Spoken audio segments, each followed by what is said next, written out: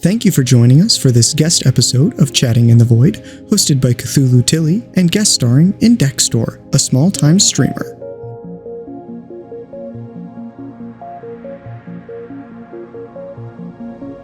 I always have anxiety about that, you know? Do people like me? Yes, people like you. You're fantastic. I don't know why. I think I don't know why. that we should do a Q&A, because I'm sure people have questions. Okay. I'm down with that. And, I don't know. Questions for me and Index. Mm-hmm. Very curious. While we are waiting for people... Oh. Yeah. While we are waiting for people to type. Tilly, what have you had to eat today? Jelly sticks. I had some shrimp lo mein that I made. Ooh, that sounds so good. And I had some Chinese donuts. Interesting. Okay. It's delicious. It's quite delicious. Have you ever had Chinese donuts before? I don't think so, no.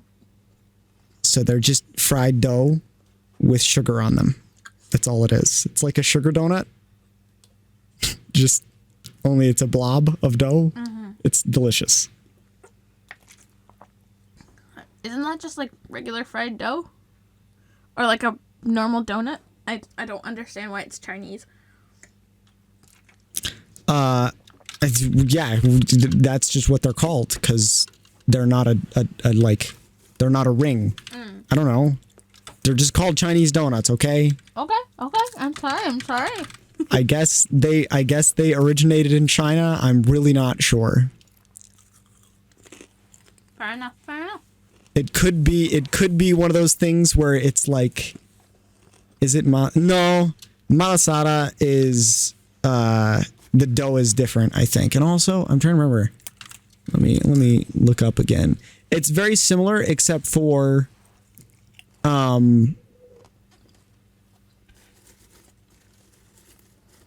they're not. I mean, the other thing is like, yeah, the dough is different. There isn't lemon zest in it. It's not really a lemony flavor like malasada usually is. It's just very bland. Then again, like the thing is I don't know why they're called Chinese donuts because the reality is that dropping a ball of dough into hot oil cannot be a singular cultural thing. It's too broad. Anywhere. Far too broad. Like, yeah, it's far too broad. So, I don't know. I've just always... the reason why I called them Chinese donuts is because where I had them was this place that is Chinese food called Empire Palace. That's authentic Chinese here where I live, and they call them Chinese donuts. Well, we are waiting for some questions.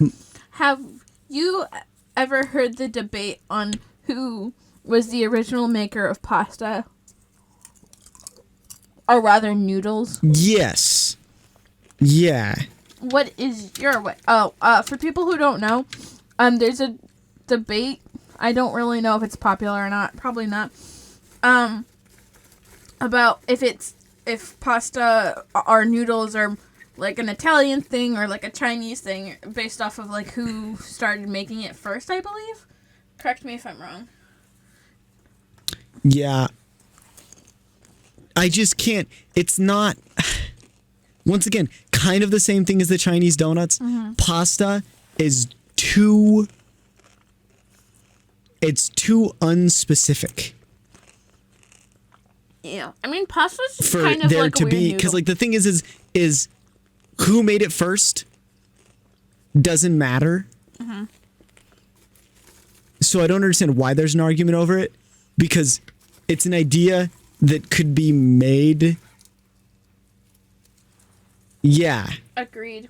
So, right. So there are different methods of making pasta, but pasta is still egg, flour, water, extruded. That's all it is. And so even if you have different methods, unless you're talking about like rice pasta and the different kinds of pasta, because there's rice noodles and there are different noodles. But there's yam noodles. Those are great. The idea is too unspecific. So the reality is that since it's so unspecific, the answer is it doesn't matter who made it first because it's an idea that could have been come up independently. Because like the other thing is they had pasta in South America too. Really? That one I didn't know, but that makes sense. Yeah. So, like, it's an idea that can be invented independently because it's too unspecific. So, it's not like Italian pasta is a derivation of Chinese pasta or Chinese pasta is a derivation of Italian pasta. Italians and Chinese probably came up with pasta. And the interesting thing is they probably came up with pasta vaguely around the same time because China and Italy were probably on fairly convergent cultural drives of creating really, really fine farming for wheat around the same time. So the answer is if you really want to know who made pasta first, figure out who cultivated wheat first. And that's probably whoever created pasta first. But the reality is that they probably both started cultivating wheat around the same time because as a general rule, even separated by thousands of miles in different continents, our cultures started doing things like farming kind of around the same time, which is a little bit unsettling. It's like we started farming and forming cities in most places around the same time spectrum, which is a wild thing to think about. Kelly, what is your favorite word? And why? Defenstration. Excuse me? Is that... Defenstration. It's a very interesting word. Is it defenestration or defenstration? It's defenestration or defenstration. You can pronounce them both ways. Okay, defenestration means throwing somebody out a window. Yes. I just had to make sure that's the word you were using. Yes. I like it because it's a very strange, specific word, and I like very strangely specific words. Do you want another strange, specific word that's my favorite? Okay. Tintinnabulation. It means the sound or ringing of bells. I had to spell it in 3rd grade, and I'm very bad at spelling, but I managed to spell that one. That's impressive. Tintinnabulation. That's an interesting word. It is an interesting word. It's spelled the way that it sounds, which helped. Tintinnabulation. Something like that, yeah. Self-defenstration. It's a good one. Tilly. Leaping out of windows. Yes.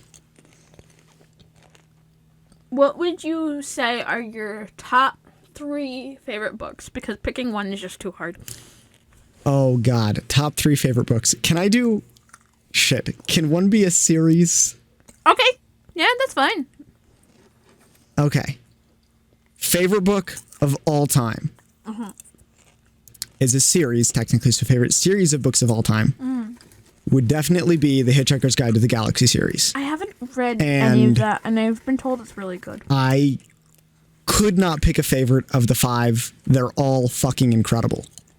Second favorite is also a series, which would be the David Wong series. It starts with John dies at the end and then goes to this book is full of spiders. Seriously, dude, don't touch this. And then ends with what the fuck did I just read? I think there's a 4th book in the making, but it's very good. So Hitchhiker's Guide to the Galaxy is, I would say, probably for me, the gold standard in comedy. It is super funny.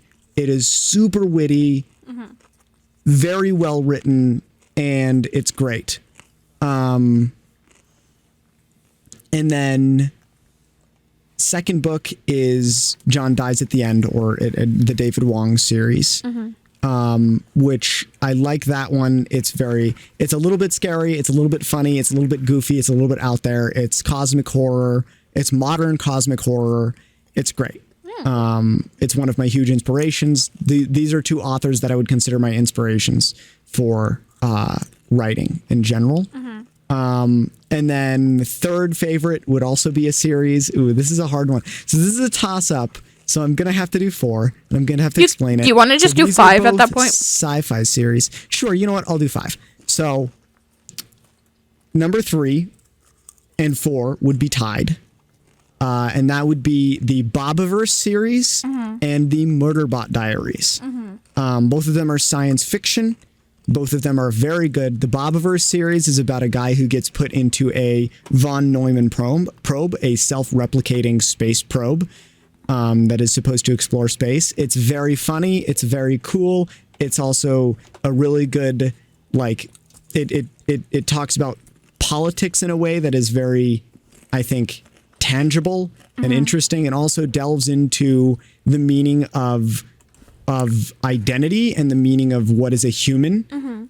And I think those are really cool and also really important things to start thinking about in the modern age, in which AI is starting to become a very real thing. And it very well be possible that within our lifetimes we see artificial intelligences that are as smart or almost as smart as us, that are capable of having independent thought and independent action. And so I think that's really important to start thinking about. And I think that fiction is a great way to start kind of delving into that. So the next 2 are on the same train, which are sci-fi that really focuses on identity in the future, and what it means to be human. And that would be the Murderbot Diaries. The Murderbot Diaries is another series that is very good, written by Martha Wells. And it is 5 short stories and a full novel. Highly recommended. Delves into anxiety and depression and how to live with them, as well as what it means to be human and an identity. And the premise of it is the main character is a security unit who is basically partially a cloned human who's been augmented with a bunch of mechanical parts that allows him to be very adept at killing things and protecting people and at healing. And so I think that would be very... It's just a really funny series, and once again, witty, really well written, really clean, and has some really good ideas into identity and what it means to be human and what it means to be alive. And I think that's really cool. And then the last one is kind of the gold standard in sci-fi about identity and about humanity versus AI, which would be the Robot series by...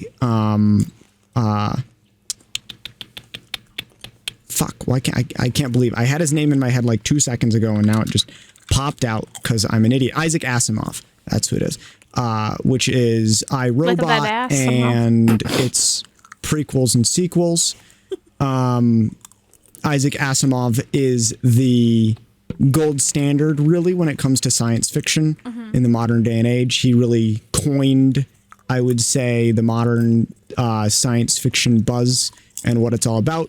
And he really does delve into what it means to be human, what it means to be an AI, and, you know, worries therein, and all sorts of stuff like that. So very interesting books. Some of them are very heavy. I would say Isaac Asimov is probably the heaviest, although all of them kind of in their own way. I think if you really read them and analyze them and try to understand them, you will be able to glean heavily meaningful things out of all of them, because the authors who wrote them are very intentional and very brilliant and very experienced. And so, yeah, that would be my top 5 book series. How about you?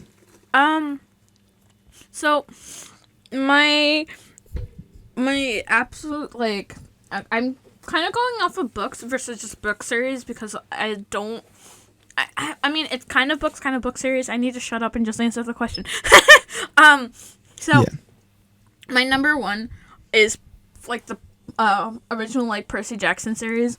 And before someone's like, oh my god, like, there's a couple of reasons behind it. One is I have been interested in Greek mythology since I was in preschool. It's something that is a huge passion of mine. And it's something that I've always loved. And so when I found the Percy Jackson series about 7th or 8th grade, when I was in middle school, it hit all those notes, and something about, like, it's just really sentimental, and they're always really good books to kind of, like, go back to, and I really enjoy the series. Another one is that, or my number 2 would be a book called Revolution. It's about it. This one is because it kind of strikes a chord and kind of helped me through a really hard time. It's about a girl who is struggling. She's in college. She's struggling with her mental health and everything because she had some stuff going on. Right. And her father is bringing her to Paris because he's doing some research for. I can't remember off the top of my head. It's like historical research on some stuff, and so it's kind of talking about, like, her kind of trying to figure herself out a bit and trying to be better, and she has some stuff happen to her, and she meets someone, and it's just it's a really good, like, book that just kind of made me feel seen, and I really enjoyed it. Right. Good. After that, it's really hard.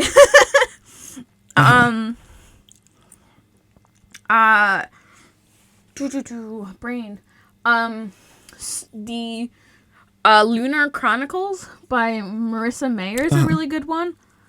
It starts off with Cinder. It's kind of like futuresque retellings of, like fairy tale stories. And I really like that aspect of it. It's really fun. And it goes through, like, kind of like a Cinderella and a Little Red Riding Hood and a Rapunzel, and it's just, I think it's done really well without, like, falling too much into the tropes of, like, fairy tale, like, retellings, in my opinion. Right. And I really... Right. Well, I'm really sad how it ended. I think the series of it wrapped up really, really well. It doesn't fall into, like, most tropes, which I really, really like. Right. Let's see. Then you have Young Elites, which was a really good one that I like. That's about, like, people who, like, have these powers. People don't really know what to do about them, and they're just kind of hidden from the rest of society, if I remember this correctly. I'm so bad at remembering things. And it just, it's going kind of like a girl and her powers and, like, the things that she can do. I think it's like, there was a plague, and the plague is what gave people powers, or based off of, like, people who survived being sick. Which I guess is ironic if you think about the current climate. Yeah. And then my last one is for people of more mature audiences. I really like the series for A Court of Thorn and Roses. It's by Sarah Moss, I think. Oh my. It's basically about a human who accidentally kills a fae, and then, like, all the stuff that wraps into that. If you like more mature books, I highly recommend it. It's not, like, fully, but, you know, it has its moments. So it's not 100% smut. No, it's not 100% smut. It does deal with some, like, darker issues, but it is partially smut. It is partially smut. So, reader discretion is advised. Yeah, viewer discretion is advised. Yeah, ironically enough, none of the books that I mentioned in my top 5, I think, have any objectionable content in them other than just violence. Violence is an objective. Although violence is a way of life. I have been thinking, and I think I'll add a couple of honorable mentions, and I think one of them does. Actually, yeah. If we're going with honorable mentions, the Aragon series. Aragon, yep. Yeah, that one. Yep. That one's high up there for me. Okay. Honorable mentions: Lord of the Rings, obvious reasons. Haven't High read fantasy, really good. Everyone should read it at least once, I would say. Or at least read The Hobbit. The Hobbit's a little bit more approachable, but the Lord of the Rings series is very freaking good. I heard it's really dry though, isn't it? No, I wouldn't say so. But you also have to remember, like, dry to me is scientific literature, so... Yeah, fair enough. Yeah. Which I've read a lot of, so I'm kind of broken when it comes to books.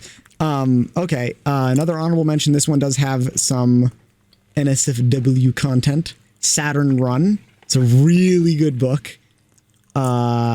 I don't think it makes my top 5 because it isn't quite as good as its kind of like source material, which would be 2001: A Space Odyssey. It's very similar thematically, and it doesn't have a lot of original content outside of that, but it does have some.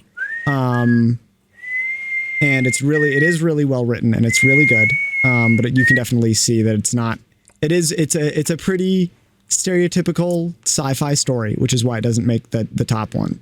Because like the other sci-fi stuff that I mentioned, being Hitchhiker's Guide to the Galaxy, which is sci-fi, Bobaverse and Murderbot Diaries, and Isaac Asimov are all very unique. Or at least Isaac Asimov's not unique anymore because a bunch of people replicated him, but he was very unique.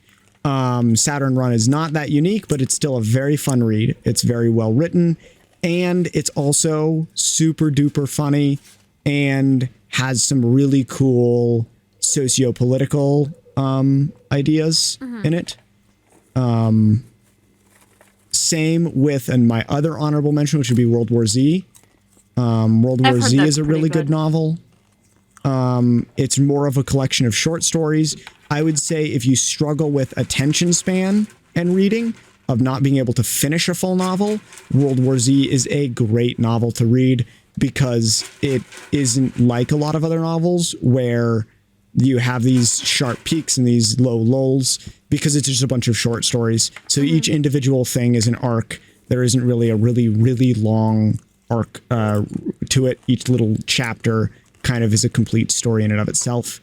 And so that's really well written as well. I don't know. I think the other books by David Wong are really good. And that would be Futuristic Violence in Fancy Suits. Yeah, it's an anthology. That's a good way to put it, Greg. Futuristic Violence in Fancy Suits, really funny. Followed up with Zoe Punches the Future in the Dick. Very funny books, very cool, kind of a little bit sci-fi, although closer to our time, and very well written as well. Would definitely be in honorable mentions. Jeez, I'm gonna have a lot of these. I could talk about books for hours, by the way. I know. I just like reading. I know. I have a collection. Give one more honorable mention. Okay. I have a collection of 600 audiobooks, so I listen a lot now. Okay, last honorable mention. It's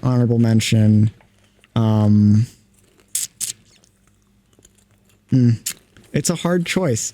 It's a hard choice to choose an honorable mention. I'm actually gonna like look back at my bookshelf and see. Oh no, guys! Tilly's leaving.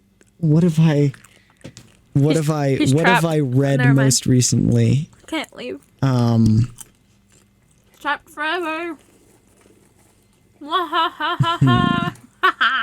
You know what? I think in my final honorable mention slot, I will put... It's such a hard freaking choice. Why is this so hard for me? You know what? I'm going to put the Space Trilogy by C.S. Lewis. Super interesting philosophical novels. Very different as far as series are concerned. Okay. Doesn't feel like a series. It's very unique in that way, I think, of like, it doesn't feel like you are reading connected books, but they're obviously connected because the thematics are so different. It's the same characters, but the thematics from book to book are wildly different. I don't know. That was just interesting to me when I read them, was like, huh, this is different. This is a very different thing. And also really good writing, just clean writing, good fantasy. So yeah, I think that would be my honorable mentions. And those are my favorite books of all time. I'm on track to read 60 books this year. Neat. That's actually really impressive considering how little time you have. Yeah, I'm on track to read 60 books this year. So now that means I've read 15. Nice. I just finished Endurance last night, which is a good book. So I know I've asked you these questions before, but I want to ask them on stream. Okay. Because I think it will lead to some interesting conversations between us and chat. Okay. Okay. Give me a second. I'm like bobbing between everything. It's fucking hilarious. Okay. Here we go. Oh. Yeah, you wouldn't know what these questions are already. Yeah. Okay. I already know what's happening. Yes, you do. But I'm still asking them anyway because I'm curious about what chat will say. Okay. Okay. If you bake 2 lasagnas and then stack one lasagna on top of another, how many lasagnas do you have? One lasagna, it's a layered dish. If you put a layered dish on top of another layered dish and they're the same dish, it makes just one of the same dish. It's true with cakes. It's true with parfaits. It's true with lasagna. I honestly don't know why someone would say it would be 2. Because it just feels like that I can make an argument sense. for 2, but it's wrong. Yeah. I don't think there is a proper argument for 2.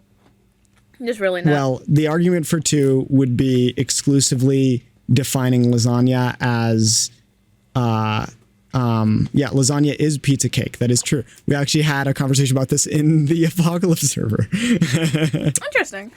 Lasagna is pizza cake. Anyways,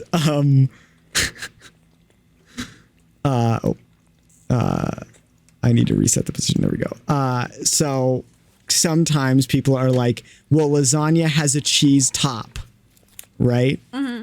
And so if you classify it as something with a top and a bottom, because there's a top and a bottom, then like it can be 2 separate.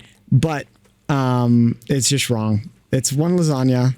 It's not a good argument because there are lasagnas that have cheese inside of them. So if you're like, well, there's cheese topping. It's like, yeah, but there's cheese inside some lasagnas as well between the layers. So your cheese topping, the only thing that makes it a quote unquote top is because it gets fried when it is cooked. And when you put the other lasagna on top of it and cook it, it's going to just be one big lasagna. And if you put one lasagna on top of the other after you've cooked them, then you're just a heathen, first of all. But second of all, if you do that, the cheese is going to melt and sublimate in with the rest of the sauce anyways, because the sauce is going to leak through. So it's a bad argument. So one of the there you go. issues with it also is people are like, well, you have repeats of layers, but technically you start lasagna off with sauce and then you end it with cheese. So technically, minus like the fact that you're missing the meat, you're technically continuing the pattern of like the lasagna layer. Yes, correct. Okay. Especially if you're making a lasagna with a cheese layer inside of it, which sometimes you do. Yes. Who would win in a fight? Because it's delicious. 1 billion lions or every Pokemon? Every Pokemon. They have literal gods. Okay? And they also have Charizard, which could take on at least 1,000 lions alone. Mm-hmm. Also, you have Pokemon that can like create like black holes Just on like a fucking Yeah, like whim. I said, literal gods. They're literally gods. They can create whatever they want at any given time.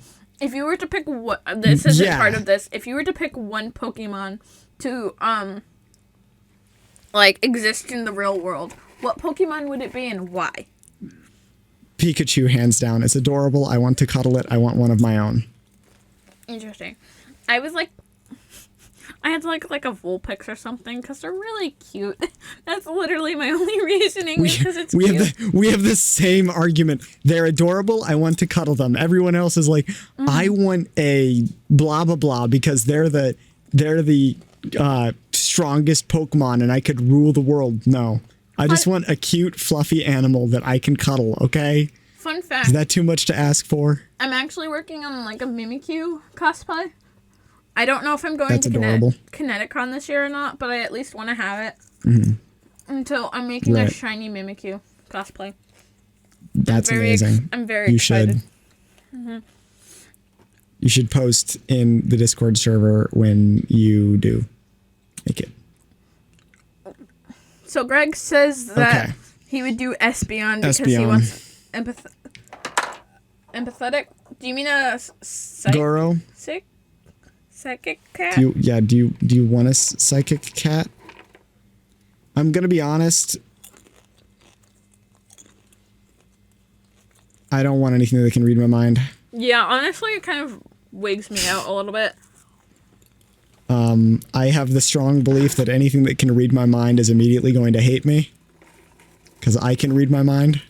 And you hate you? So. Exactly. Sorry. Sorry, because it's the exact same thought for me myself. It's just the truth. Yep. It's just the reality. Yep, this is the moments in which Tilly and I are very similar. Goro, do you have a Pokemon that you would want to be in reality? Also, Anyways. I'm gonna say it wrong. Fuck, how do you say his name? I always say it wrong. I always say like Hallik? Hallik. Hallik, do you have a Pokemon? That's brilliant, Goro. I don't know if Hallik's still here. Also, technically I don't think Ditto could like be any Pokemon if he's like the only Pokemon, because I don't know how it would like transform into another Pokemon if another Pokemon doesn't exist.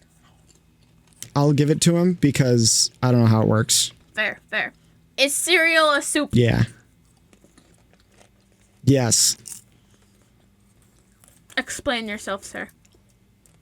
Okay, a soup is defined simply by a solid food inside of a liquid food that you eat with a spoon. That's pretty much it.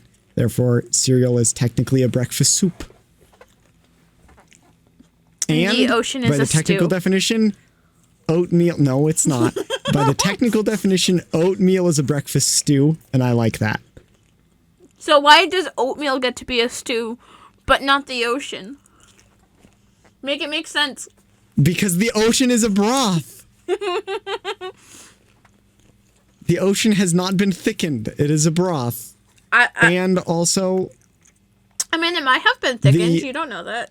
The ocean can be pretty I do know that because the ocean is not fucking thick. QUE. Listen, you know what? Mother Earth is thick. The ocean is not. Okay.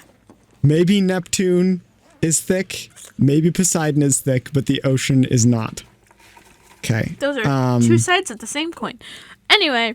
No, they're not. Anyways. Yes, they are. No, it is a broth. It is a broth because the percentage of hard matter that is within the ocean is far outweighed by the liquid. So, yes, no. Greg, as Definitely. a marine biologist, do you agree with Tilly's assessment? And as we are waiting for him to... Oh. There. Yes. He does. Greg agrees with me. The ocean is a broth, and anyone who thinks differently is wrong. So, if you have people who are swimming in it, does it become a fish and human broth? I guess technically, yes. Also, because or would the humans be like the meat that would make it a soup?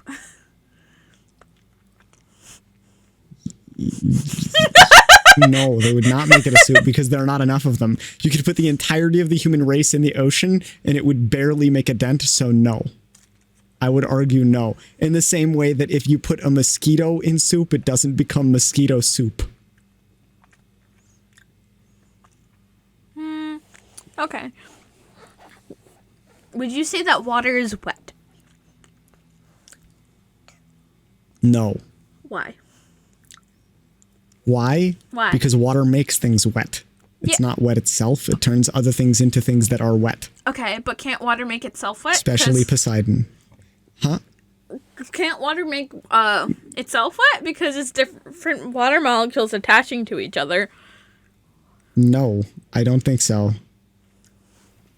Because I think that wet by requirement, it's kind of like, okay, my argument here is kind of like the without evil there is no good, because without contrast you have nothing. So the point is that something being wet is defined by the change in its state. So, right? So what I'll say is just like without evil there is no good. Without bad there is no good. Without dry, there is no wet, because you don't need to define it. So in its essence, water is not wet because it's never anything else. So then would you say that air is not dry? No, because air can be humid and wet.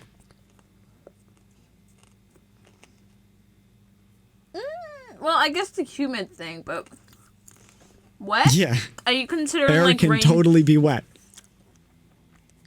Are you considering rain wet Have air? Have you ever been into a mister that's very, very fine? Not really. No. I have. So my argument here is that water cannot be wet in the same way that I don't even know. There aren't very many things like it. What did I use last time? Ice cubes.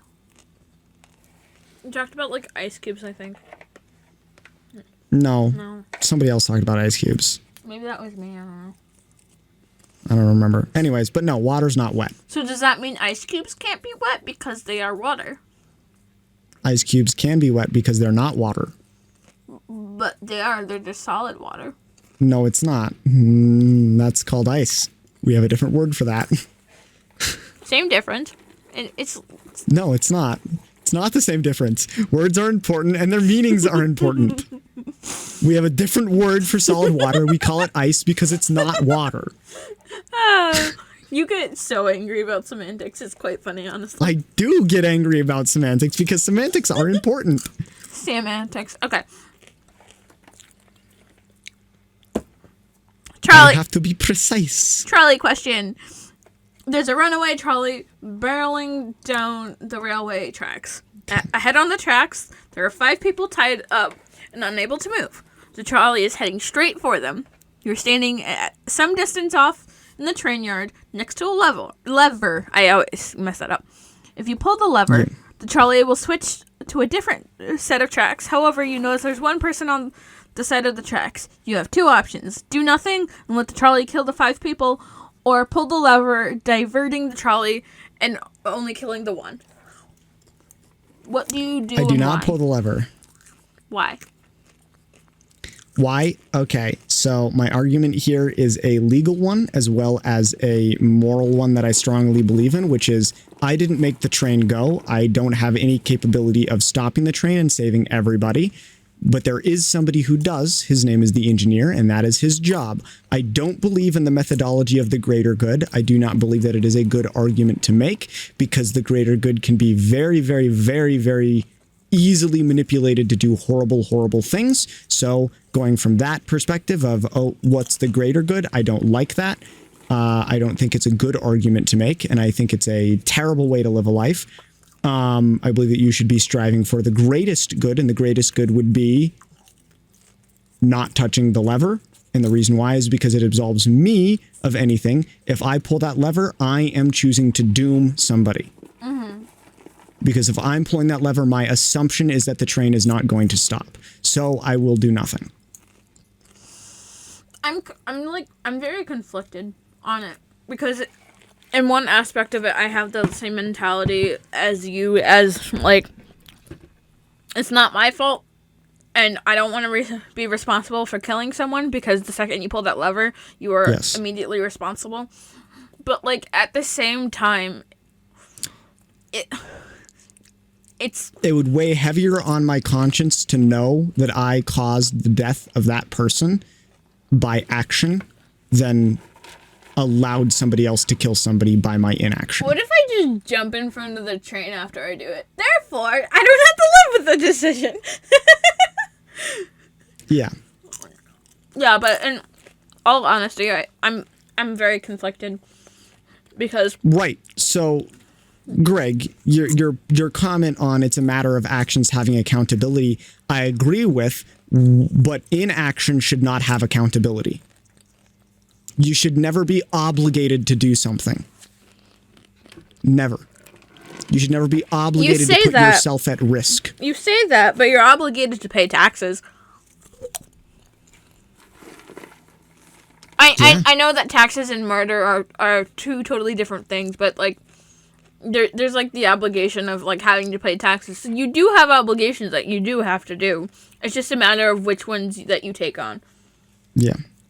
Correct. So, in the in this instance of taxes, I'll say this: I am obligated to pay taxes, but I'm not obligated to pay taxes, and I don't do so out of a moral respect for the government. I pay taxes because if I don't pay taxes, they'll lock me up. There's a punishment there that is driving me to pay taxes. In the essence of this, in the same argument of pulling the lever, if I pull the lever, I can be held accountable for that man's death. So, if you weren't to be held accountable, would you then pull it? Or would you not? Or would you still not pull it? Would I be held accountable for the death of the 5? No.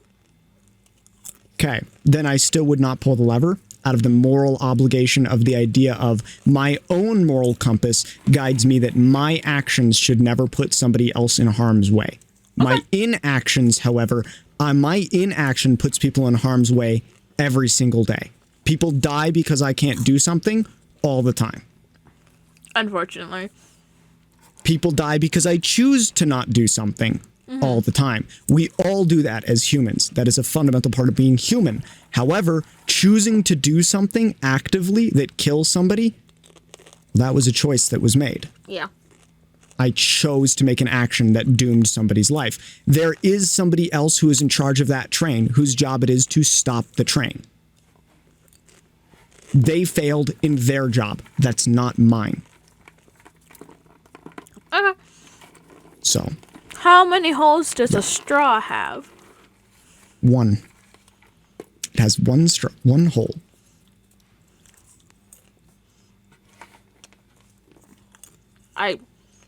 Hello? Yeah, I know. It has 1 hole. I know. It has 1 hole. I know your reasoning behind this, but like my brain is like 2. Yeah, it's genius reasoning. Because like if it's better. Because if it was like 1 hole, then you wouldn't be able to drink out the other end of it. No, that's not true. You can walk through a cave that has 2 entrances. It's only 1 cave. It's a hole with 2 entrances. I don't know. I'm still conflicted upon that one. Yeah. Does a donut have 2 holes? No. Does the nut that belongs to a bolt have 2 holes? No. Then a straw shouldn't have 2 holes.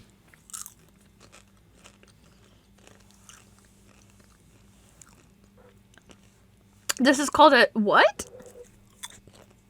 Topology.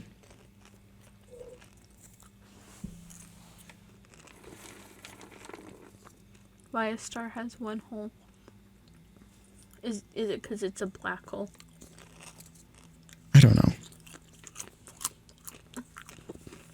I don't know. I'm not sure what Hallik is going on about, but a straw definitely has one hole. It is one hole through a very thin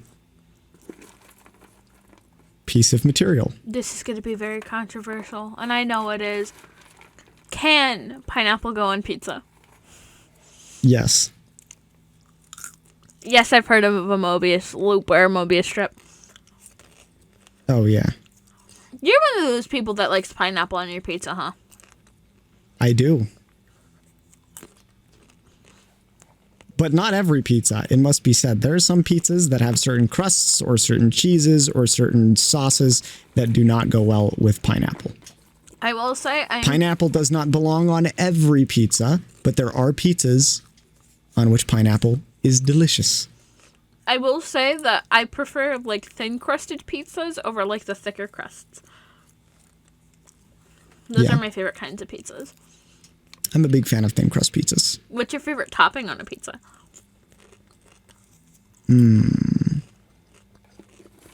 I am not going to be able to decide here because it really depends on the pizza. Fair.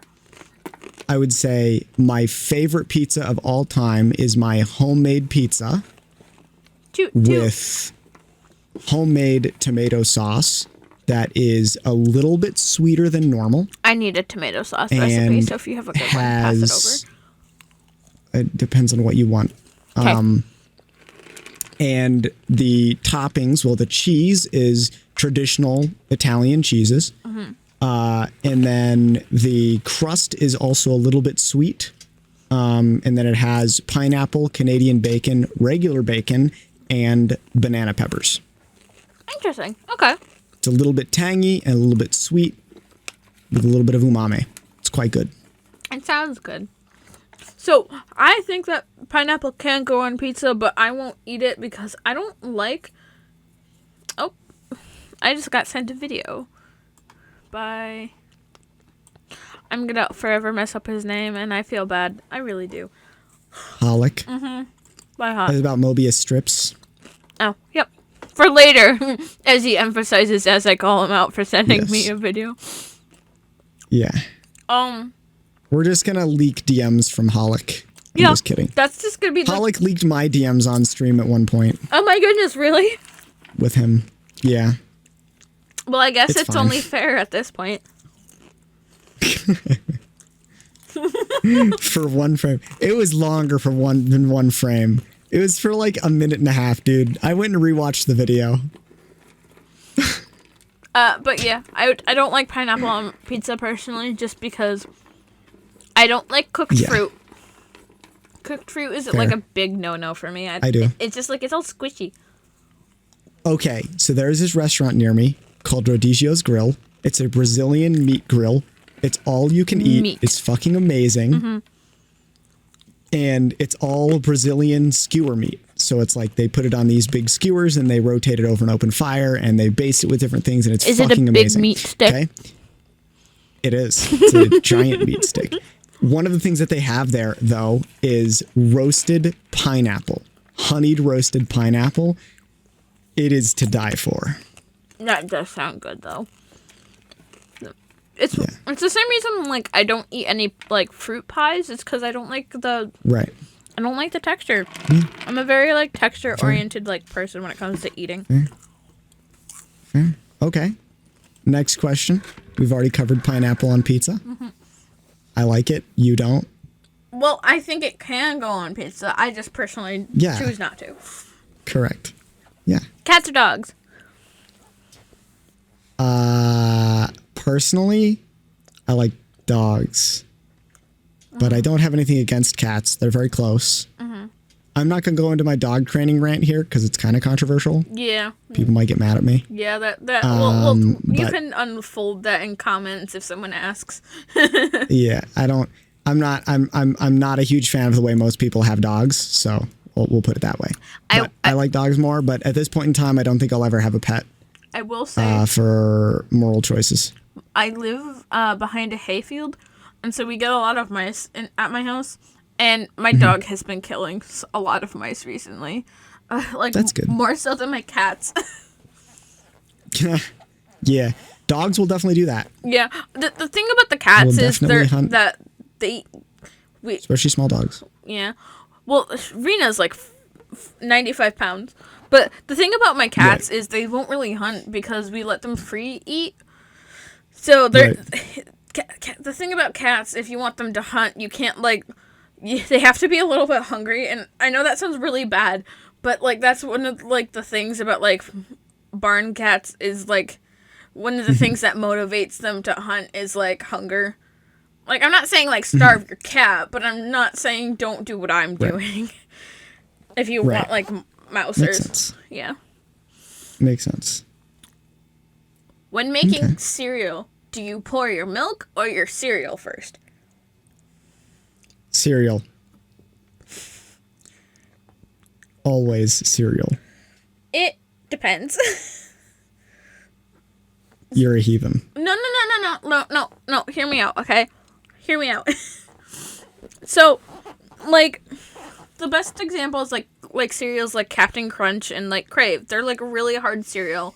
And so, you put the cereal in, and then you put the milk in, right? Like, the logical thing. But if you have milk at the bottom, and you still want some cereal, there's no point of, like, pouring the milk out. So, you just toss, like, some extra cereal in. So in that case, the milk was technically poured first. I don't think I've ever refilled a bowl of cereal in my life. Really? Really? Yeah. Are you one of those people that I don't think I have ever done that. Do you eat your cereal dry, or do you always eat it with milk?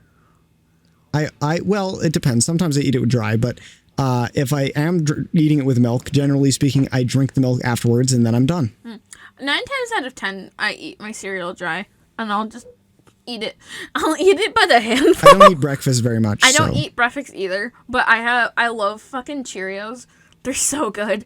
I they're just something about it. Leave me alone. I like Cheerios. They're good, okay?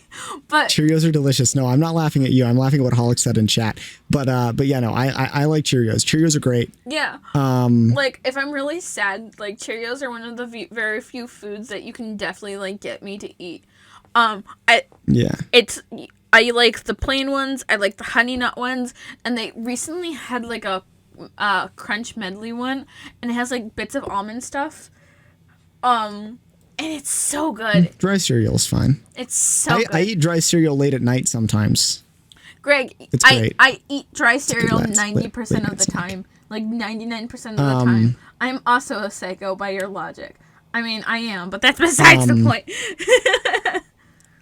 Yeah, I always drink the milk afterwards because it's delicious.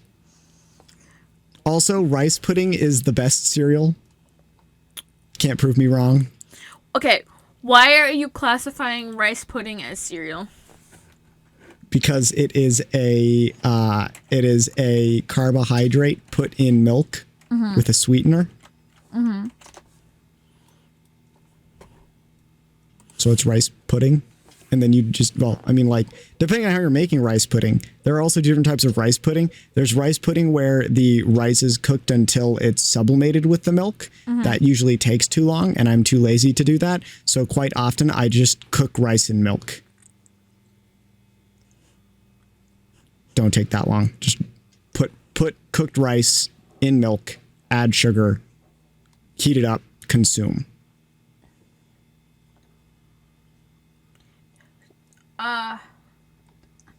We just got asked, here's a hot take for the stream. Ninjas are pirates, and why are pirates better? I don't know. I don't know ninjas. What do you think, Tilly? Ninjas or pirates? Pirates. Why? Pirates are better. Why? Because pirates are rebels and also not racist. Or not racist as often.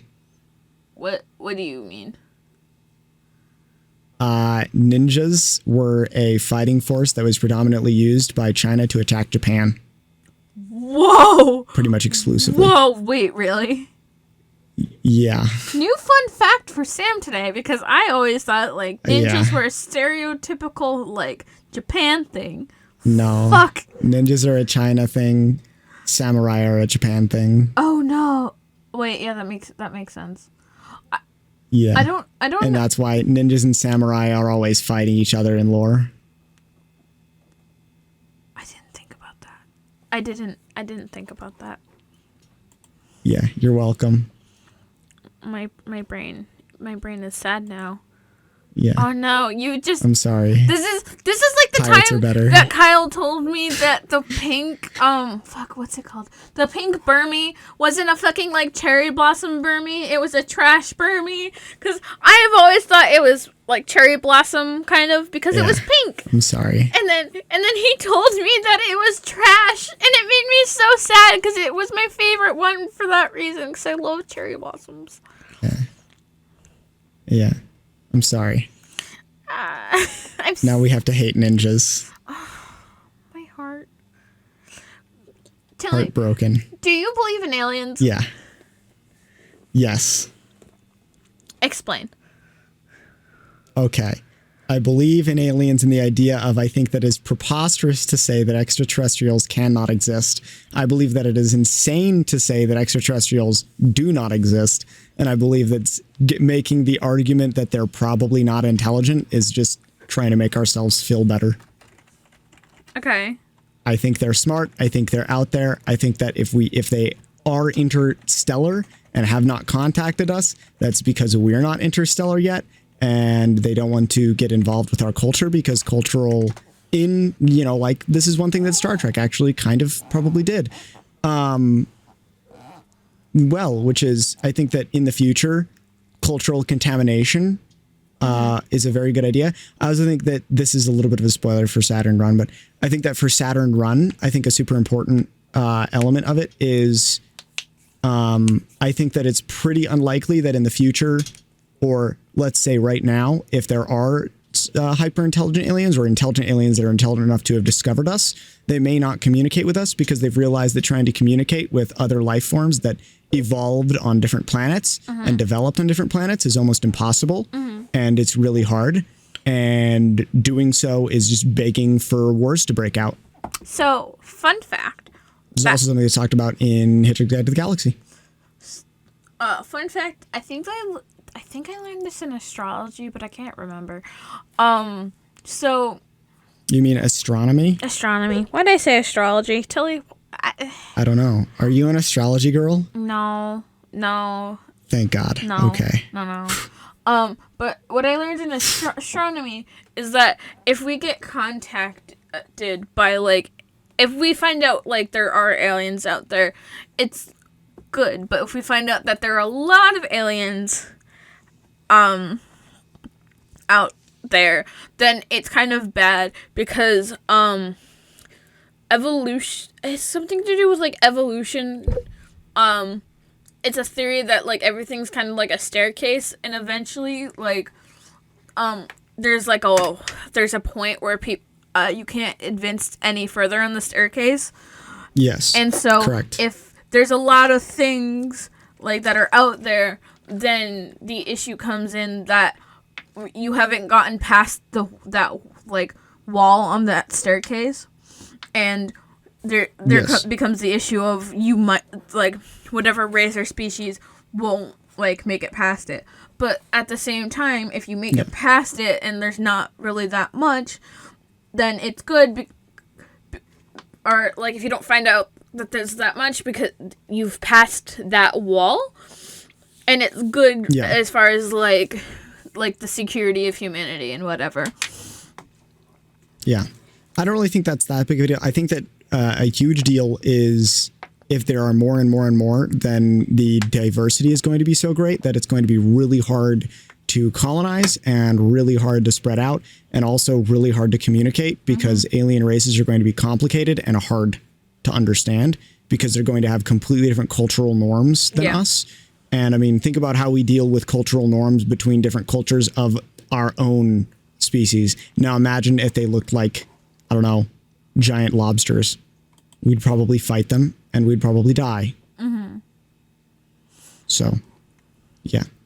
I think that it is. I do think that aliens are real, though. I don't know about aliens interacting with humans very much. I think that that's probably not really true. I think that most of the people who believe that are probably on something. But yeah. Okay. So, do you believe in ghosts? Define ghost.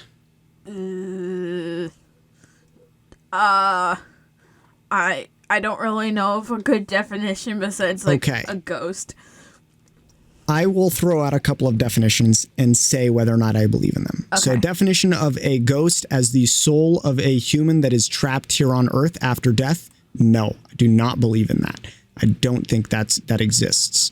Definition of a ghost as a spiritual entity who exists on this Earth outside of the perception of humans or just on the edges of the perception of humans. I believe that is probably in existence, yes. I think that we do not view enough of the spectrums of things that exist on this world, both light and sound and everything, that I just don't think that we can ever perceive everything. And so I think that it's very possible that they do exist. I think that it's too common for people to have unique and semi-unilateral stories about things for them to not be real. I think that there is something out there that we don't understand and that we haven't explained yet. Okay. I don't know what that is, but I believe it exists. I will say that I believe in ghosts in the aspect of like a human like soul that might have gotten left behind. That being said, it's not something I necessarily want to discuss while in stream because I don't feel like being not targeted. I don't feel like being marked as crazy. Yeah, I don't personally believe in it. I don't believe that because I think that the idea of staying here, it's kind of a personal thing because like the idea of being trapped here after death without being able to interact with the people that I care about really in like a meaningful way is fucking terrifying to me. So I just would choose to not believe it. I don't ever want to be there. So I'll just choose to ignore the reality that it might be there. But yeah. Do you have any hidden talents? I don't know by hidden. What do you mean by hidden? I guess like talents that aren't very widely known. I guess. I don't know. I can play violin. I think I've talked a little bit about that. I'm pretty good at it, or at least I used to be. I don't know. I haven't picked it up in a little while, but I could probably get back into it. Hidden talents. I can tie a cherry stem in a knot with my tongue. It's kind of a hidden talent. I mean, you know what they say about those kinds of people. I know.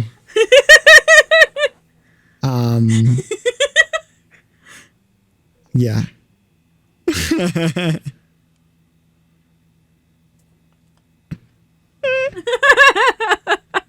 Okay. Listen, Hallik. Anyways, yeah, I don't know. I mean, I don't really have hidden talents. I have very overt talents that I talk about. I guess. And then I have things that I don't really want to talk about that I can do. Oh dear. Oh dear. Ladies, he's single. Have fun with that information.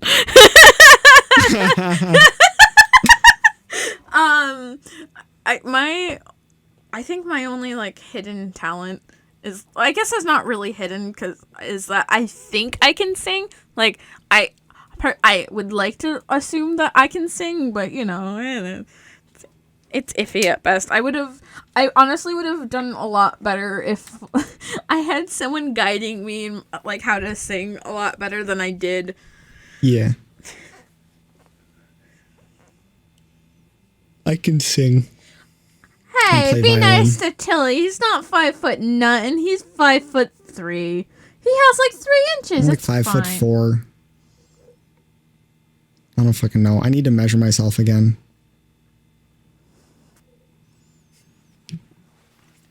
Sorry, girl. I'm straight.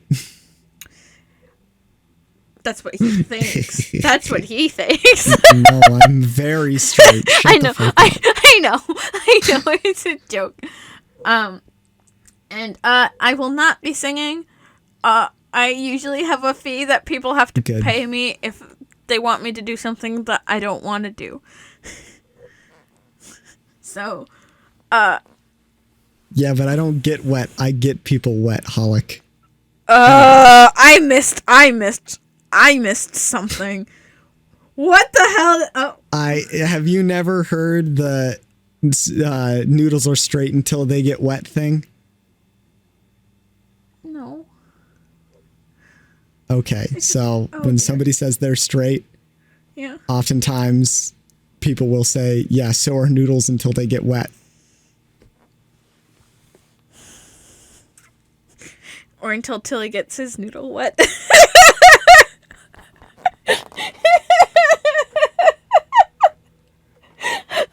No, I did the other day. Yeah. Okay. Make an argument because somebody said that I have no bitches, and I said I have plenty of hoes, and they said, "Oh, like the gardening Like ones." the gardening And ones, yeah. I was like, well, they do like plants, Well, and you live on a farm. and then yeah, So, you know. yeah, and then they were like, Tilly, your beep is not a plant. Your dick is not a plant. And I said, yeah, it is.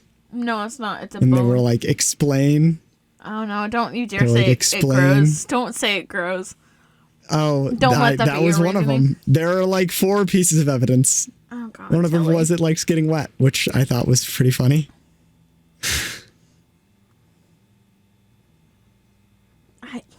I'm disappointed in you. I'm disappointed. not. I thought I was funny. No, I mean, probably to some audiences, but to this one, no. This one meaning me. I don't know about the rest of them. I don't know, man. Okay. Index is kind of looking Continuing sheltered. on with the questions, since we were going through Ludwig's hardest questions. Oh Right? no, I already finished that. I'm on we to already different finished it? Oh, questions. okay, cool. I'm on to different questions. Okay. Do you prefer to like go out or stay home? I don't know. Depends on the day. Fair enough. Fair enough. Depends on the day. I would say I gravitate more towards staying home, but right now that's mostly because I don't have anybody to go out with, and I'm not like I'm not going to go out on my own. That's kind of boring. So I have to go out with people. Mm-hmm. But yeah. I think it depends. It really You? depends. Yeah. Because I'm one of those people that, like, if I'm in the same spot, like, at home constantly, I get really restless. Like, that was one of the issues I had at the beginning of the pandemic Right. when, like, everything was closed, is I was trapped at home, and it, like, made me really,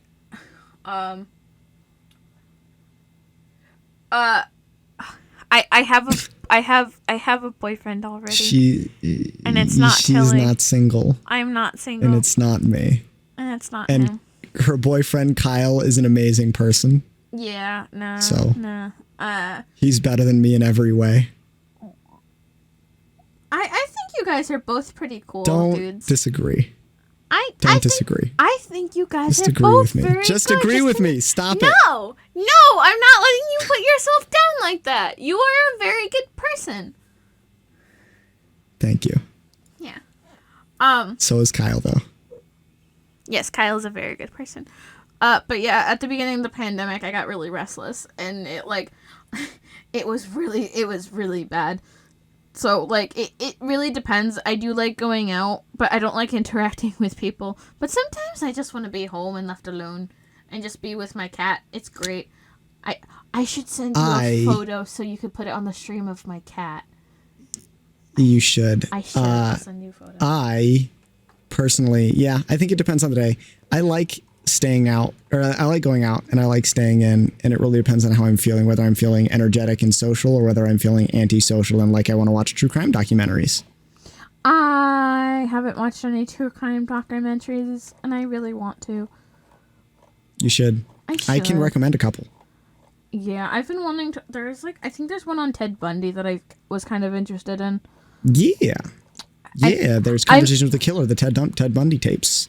I'm very interested in what are they called? Like documentaries, but I've never seen like a true crime one before. Highly recommend Bad Vegan. Oh no! Which photo do I send you to Bad show Vegan people? is a great one. I don't know. Okay.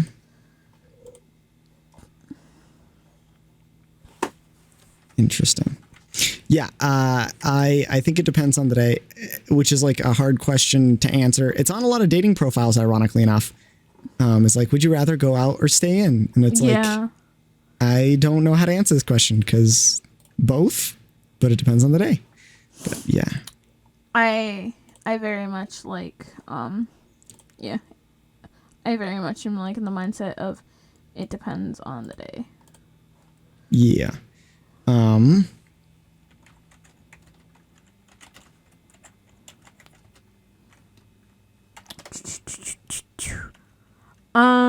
Dating apps are fucking weird. Dating apps are weird. I've never been on one. We're going back to this. I've had the I'm on several right now. I've been fortunate enough that all my relationships have never required, or maybe unfortunate, depending on if you look at my past relationships. We can talk about that eventually. I've never been on a dating app. I've rejected guys, but I've never been on a dating app. That's good. Rejecting people is healthy. Yeah. Unless you ask them, then they're tend to say some pretty ugly things. True. Or True. I'm sending you 2 photos of the cats because I couldn't decide. Okay. And then I will put them on the stream. Yeah. But I mean, I've had there's a certain somebody that is in the Discord of friends who has asked me out multiple times, and multiple times I have told them no. And, oh man. I do not feel bad. That's good. Yeah, I don't. It's one of those things that I kind of have like a policy of not feeling bad when I turn people down. Yes, I mean, it's a good policy. Not that like I'm a hot ticket item or anything, but like it's just I don't know. Some people I just don't see being in a relationship with. Oh, that's April. Yeah. Sorry, I saw the like little nose. Yeah, I don't know. I had my first relationship was with a guy who asked me out. I didn't have like any attraction to him whatsoever. I didn't even think of him that way, and I just said yes. Cuz I don't know. I'm like, yeah, why not, you know? That lasted for a year, but I honestly wasn't happy, which is kind of like a really big thing is like you should be happy in the relationships like that you're in. I'm like a very firm believer of that. Yeah. Oh god. So yeah, relationships are weird. They're complicated. Some of these questions we're not going to get weird. into mine. Yeah, no, you're stay out of the stream. Yeah. Some of these questions are weird. It's like, have you ever broken up with a friend? It's like, do you want to have what do you kids mean one broken day? up with a friend? Have I broken up with a friend? Do I want to have kids one day? No. No, I'm not I don't. passing on my genetics to children. I don't need to be through what I've been through. No, I don't. It's been very, very much made clear to just about everyone that I know that I do not want kids. No kids. this is like a really like, I guess in a way crude way of like explaining this, but if I could like get myself fixed, so basically have my tubes tied, I would. But the issue is a lot of doctors will just like look at me because of my age and say, "Well, you might want them one day." So right. Right. Really fast, I want to explain the cats. So, in the top left photo, going from left to right, you have April and Nico. April is my kitty cat. She's the one that I absolutely love. Nico is my mom's. And then in the bottom left, from left to right, is April and Mudge. Mudge was my brother's. My brother's an asshole. He left home. I got to keep his cat. So, those are them. April's my baby. And if you keep seeing me, like, look to the side, it's because I keep looking. Because I keep hoping she'll come here and, like, come say hi to the podcast. But I think she's, like, nice and cozy. And the only way for that to happen is if I go and, like, scoop her up. Which I'm slightly tempted to go do. Right.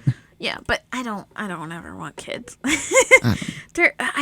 I'm one of those people that gets very annoyed very fast with them, especially when they start like screaming. Right. Also, they're so slimy. They're so fucking slimy. I don't do slimy kids. I worked in a daycare for a few years, and that was enough slimy children for me. Tilly, have you ever been to a Renaissance festival? I have not. I've been dying I've always wanted to go. One. More things for us to do when I've always wanted to go, but I never been able to. Yeah. Well, if we have time. Yeah, if we have... Well, we have like a whole week. We'll have time. We do. But I don't know if we'll have time to do that. Let's see. There we go. If you didn't have to worry about money, what is one thing that you would buy? A fucking house. Agreed. I just want to be outie. Yeah, same. Yeah. Yeah.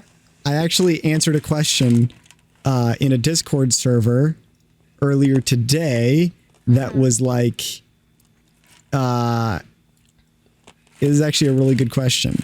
Okay. Let me go ahead and if money is no object, how would you design your house? Oh my god, I actually have a Pinterest board for this. Yeah, I have like floor plans for this because I'm a big nerd. I haven't looked at floor plans yet, but I literally have a Pinterest board about like if things go well and like Kyle and I move in together, like what the house I would want to look like. Right. It's like it's hard not to like know about that, you know?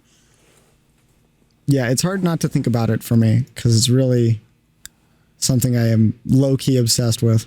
Yeah. My grandparents built their house, so I kind of want to build one too because I think that would be like really like fun. Right.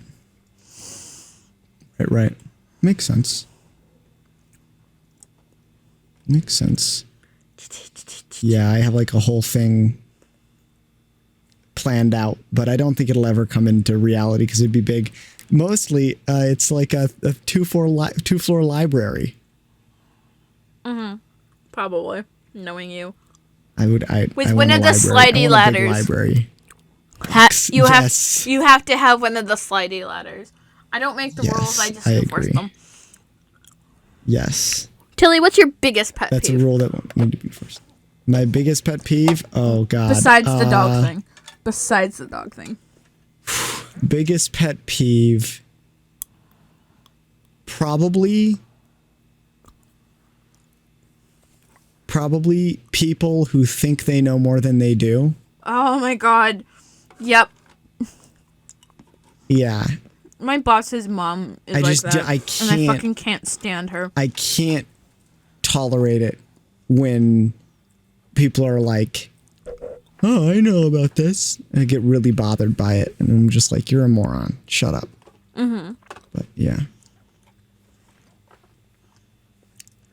Where would your dream vacation be? Like, if you could, like, pick anywhere in the world to go, where would you want to go? Either Scotland or New Zealand. Scotland or New Zealand. New Zealand because of the Lord of the Rings filmography stuff that's still there. That's really freaking cool. Scotland because of family heritage. I bet you can guess where mine would be. Japan. Yeah. Yeah, I really want to meet my family. You're going to go to any of the Japanese hot springs? I might. You should. My only issue is I don't, like, I know I'll definitely end up going to, like, touristy places, but I really would like to avoid them. Like, right. If at, like, all possible. Right.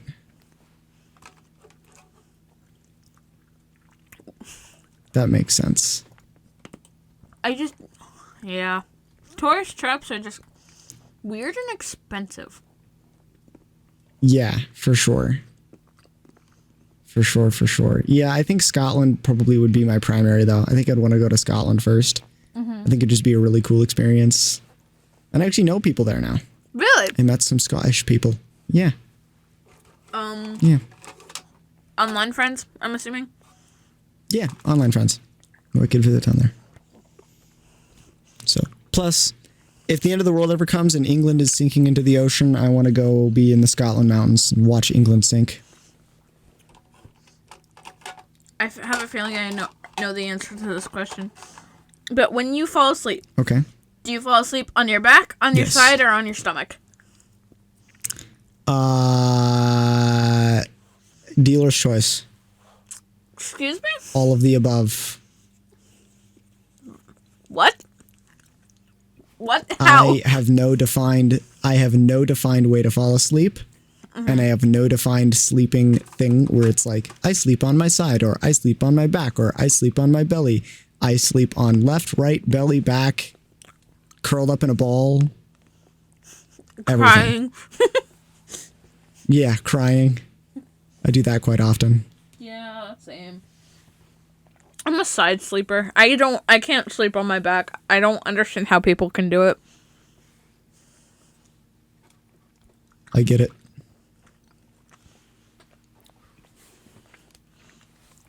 So, we are nearing the 4-hour mark. That's exciting.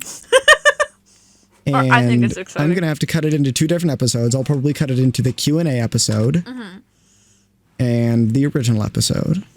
Nice. But I think I need to get some dinner. And You I'm haven't getting pretty eaten? tired. I haven't eaten dinner yet. It's like 9. Sir.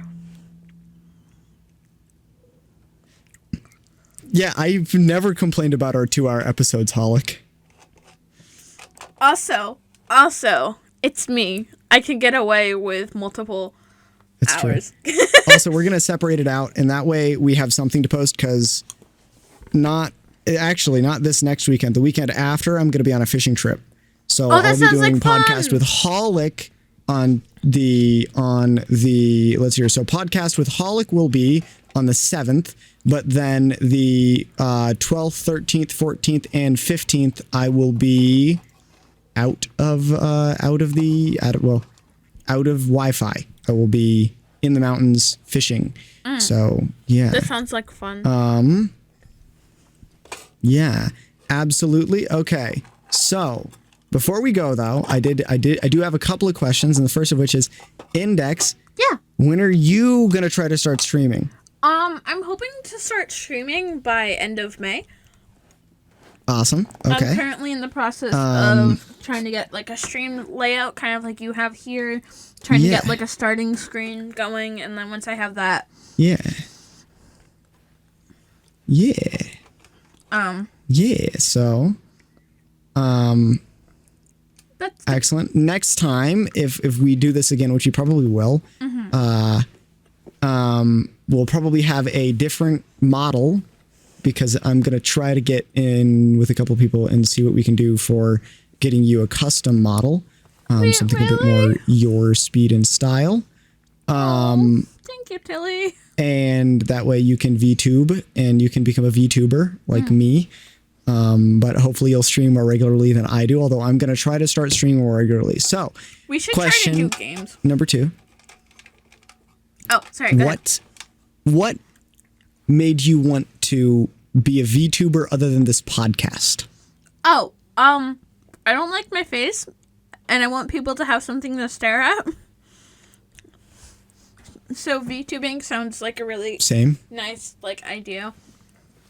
Yeah. Also, like the anonymity. I can understand that. Of it, it's kind of nice. I mean, you can find me on most social medias, and you can find my face, which is fun.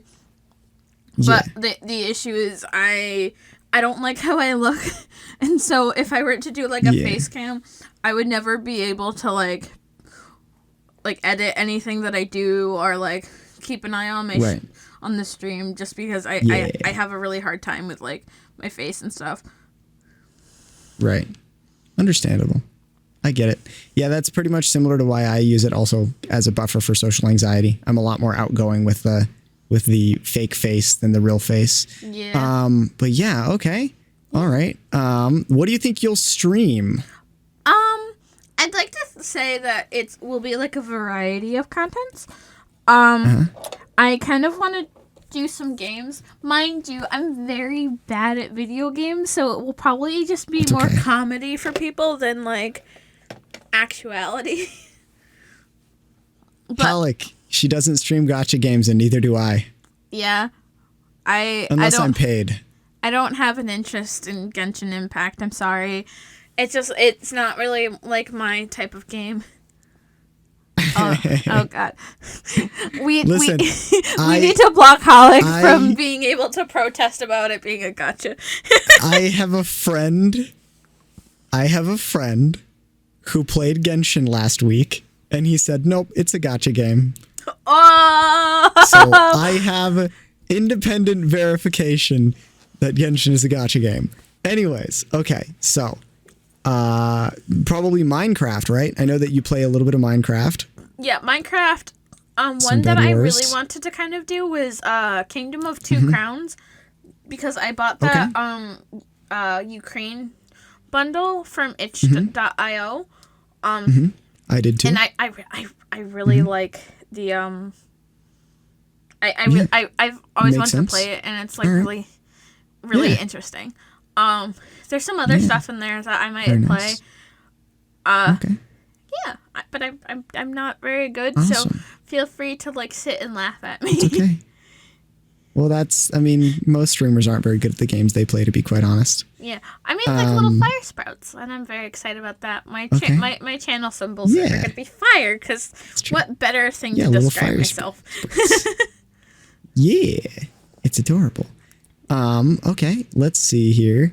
And I think the last question that I have is, in preparation of that, if you want to right now, or we can do another guest episode when you're feeling more prepared to like kind of release and have some more stuff set up. But where can we find you? You can find me currently not really much of anywhere. You can find me in both Tilly and Hayek. I'm so sorry. Hallik. I'm so bad at names. It's gonna think about it as you're laughing and then licking something. Okay, Hallik. Okay, so I'm in both Tilly and Hallik's Discords, so you can find me there. You can chat with me and everything. I'm more than happy to respond to you there. I will be streaming at twitch.tv/Indextore if you want to catch me there. I have a couple of accounts on Instagram. I have an Indextore does, which will hopefully be like for like my streaming stuff. I have an Indextore cosplay if you want to check out cosplay once I start back up on that. Trying to think about where else you can find me. I think that's about it. Cool. Go follow everybody who's here. Yeah. Be a viewer. I'll try to be there when I can. Yay, I appreciate that. Hallik, by the way, I made you mod. I made you mod as well, Index. Yeah, Actually, you've been I a noticed mod. that. You were a mod in my server before. Yeah, I know. Ironically enough. But yeah, all right. Well, I think we're gonna call it here. But Tilly, where thank we you can find for. Oh, right. So you can find me here at twitch.tv/Cthulhu Tilly. I have a Discord server. I'll post my Discord server in the chat again, as well as I'll have links to my Discord server below the podcast, as well as to Hallik's Discord server. You can find me there as well. You can find this podcast. It's streamed here every other Saturday, going to start with guests. If Hallik wants to join on those, sometimes he can, whenever he has the time to do so. He doesn't, and Hallik, if you don't want to stay for the full thing and you want to leave halfway through or whatever, that's fine. Just come in and say hi, type thing. And then you can also find it every other Saturday on Hallik's Twitch, when I am co-hosting with Hallik. And you can also find us on YouTube, as well as everywhere podcasts are found, at Chatting in the Void. And this week I'm going to try to make a Chatting in the Void Instagram, a Chatting in the Void TikTok, and a Chatting in the Void Twitter. And I'm going to try to be at least moderately active, probably not super active, but moderately active on those, posting once a week or so. I totally forgot but I had yeah, Twitter. you can find, you have Twitter. Make sure it's not your real name on your Twitter before you give it out to people. Well, yeah, it's the Indextore one. Oh, good. Okay. But yeah, that's pretty much it. Thank you everybody for tuning in. I hope to see all of you next time, and hopefully we'll have some more interesting guests. More interesting. Probably not in 2 weeks. Sorry. I didn't mean more interesting. I meant more guests that are also interesting. I want to make that clear. Sure. But yeah, I have a couple of other guests who want to join, and I'll probably be doing one-on-one stuff like this with them as well. And as I go, I will probably be trying to improve my own overlay, because it's pretty rudimentary right now. Add some fun stuff there too. So yeah, thank you all for joining, and thank you for tuning in, and have a wonderful night. Bye, Hope to catch you next friends. time in the Void. We will catch you later. We appreciate you listening to Chatting in the Void with Cthulhu, Tilly, and Hallik. You can find a video version of our podcast on YouTube and our audio podcast anywhere where podcasts are found. Go give Hallik a follow at twitch.tv/Hallik25 and catch our podcast live at 7 p.m. EST most Saturdays. Have a wonderful day, or night, or whatever. Thank you for joining us in the Void. Hope to see you next time.